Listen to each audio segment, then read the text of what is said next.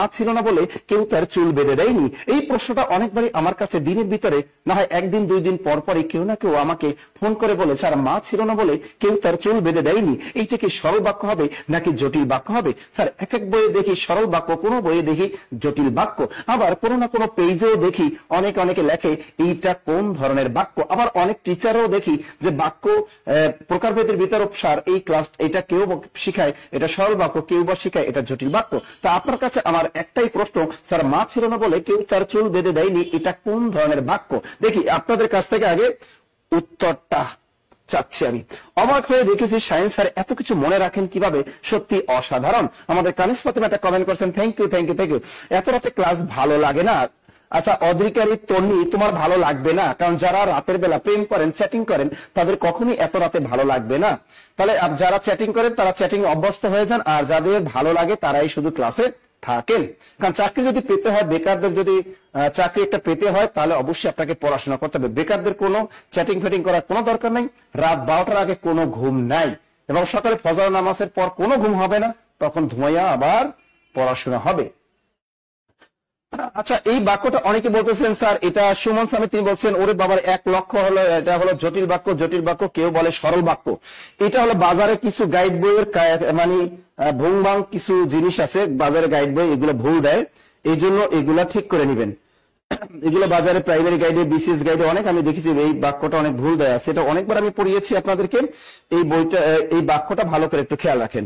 হ্যাঁ এটা খেয়াল করে, এটা 100% এটা একটা জটিল বাক্য। এটা কোন ধরনের বাক্য? মা ছিল না বলে কেউ তার চুল বেঁধে দেয়নি, এটা 100% একটা জটিল বাক্য। এই ক্লাসে লিঙ্ক দিছো, এই ক্লাসে লিঙ্ক দিয়ে দিছো, সব জায়গায় ক্লাসে লিঙ্ক দিছো।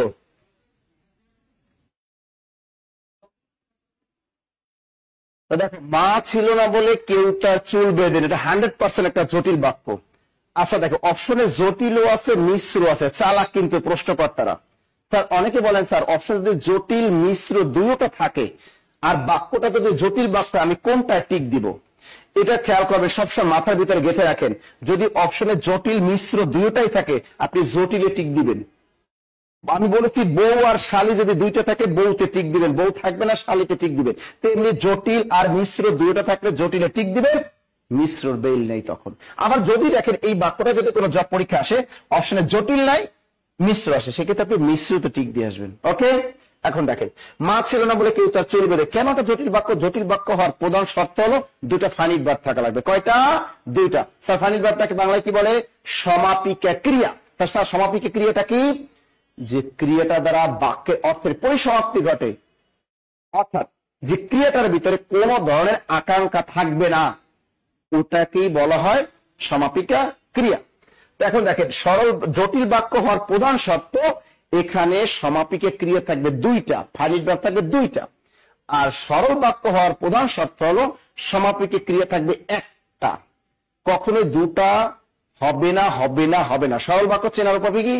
একটা মাত্র সমাপিকা বা ফাইনিট ভার্ব থাকবে, সেটার নামই হলো সরল বাক্য।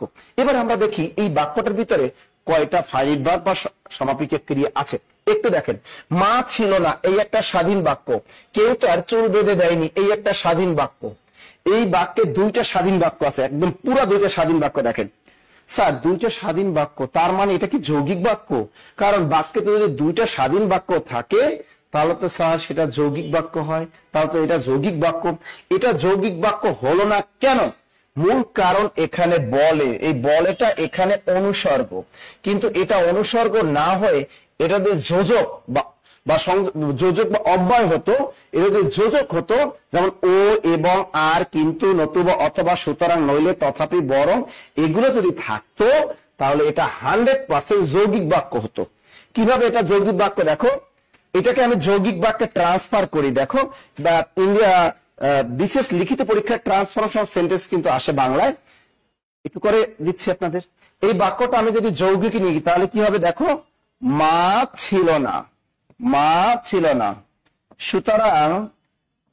সুতরাং কেউ তার চুল বেঁধে দেয়নি, কেউ তার চুল বেঁধে দেয়নি। তাহলে মা ছিল না সুতরাং কেউ তার চুল বেঁধে দেয়নি, এটা হলো যৌগিক বাক্য। এখন এটা কি বাক্য হয়ে গেল? এটা 100% যৌগিক বাক্য হয়ে গেল। এখন দেখো এই বাক্যটাকে আপনি আবার সরল নিয়ে যান। সরল বাক্য কি হবে এই বাক্যটা?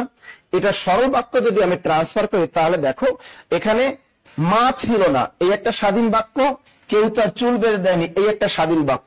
দুইটা স্বাধীন বাক্য কি দ্বারা যুক্ত হলো? এই যে যোজক সুতরাং দ্বারা এটা যুক্ত হলো। সুতরাং এটা একটা যৌগিক বাক্য। মা ছিল না এখানে সমাপিকের ক্রিয়া কোনটা ছিল? এটা একটা ফাইনাইট ভার্ব, এই একটা ফাইনাইট ভার্ব। আবার এই যে বেঁধে দেয়নি, এই বেঁধে দেয়নি এই একটা হলো ফাইনাইট ভার্ব। এই যে বেঁধে এটা কথা, এই বাক্যে দুইটা ফাইনাইট ভার্ব আছে।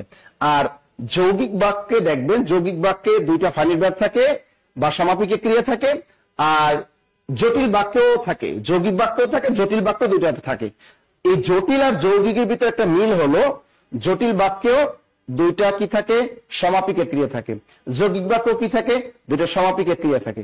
স্যার এদের মধ্যে পার্থক্য কোথায়? পার্থক্য একটাই, যৌগিক বাক্যে দুই পাশে দুইটা কি থাকে? স্বাধীন বাক্য থাকে, এবং এই স্বাধীন বাক্য যুক্ত থাকে যোজক দ্বারা যুক্ত থাকে, যেমন ও এবং আর কিন্তু নতুবা অথবা সুতরাং নইলে তথাপি বরং এগুলো দ্বারা যুক্ত থাকে। আর জটিল বাক্যে একটা বাক্য আর একটা বাক্যের উপর নির্ভরশীল থাকে, এটাকে বলা হয় জটিল বাক্য। এখন দেখেন মা ছিল না, এখানে মা ছিল না এই একটা হলো সমাপিকের ক্রিয়া, ছিল একটা সমাপিকের ক্রিয়া, বেঁধে দেয়নি এটা একটা সমাপিকের ক্রিয়া। সুতরাং এটা হলো জটিল বাক্য। স্যার তাহলে এটা সরল বাক্যে নিয়ে দেখেন, এটা সরল বাক্য রূপান্তর করেন, একটা মাত্র ফাইনাইট ভার্ব রূপান্তর করে ফেলতে হবে। মা না থাকায় কেউ তার চুল বেঁধে দেয়নি, কেউ তার চুল বেঁধে দেয়নি। দেখেন এটা হয়ে গেল সরল বাক্য। এটা কোন ধরনের বাক্য? এটা হয়ে গেল সরল বাক্য। এবার আমাকে একটু কমেন্টের মাধ্যমে বলেন আপনারা ক্লিয়ার কিনা, কমেন্টের মাধ্যমে বলেন ক্লিয়ার কিনা, একটু কমেন্টের মাধ্যমে বলেন ক্লিয়ার, বুঝতে পেরেছেন কিনা একটু বলেন তো, বলেন এই বাক্যটা ক্লিয়ার কিনা, কমেন্টের মাধ্যমে একটু জানান বাক্যটা ক্লিয়ার কিনা আপনাদের কাছে, বাক্যটা ক্লিয়ার কিনা একটু কমেন্টের মাধ্যমে জানান। তাহলে মা ছিল না বলে কেউ তার চুল বেঁধে দেয়নি, এটা কোন বাক্য? এটা হলো জটিল বাক্য।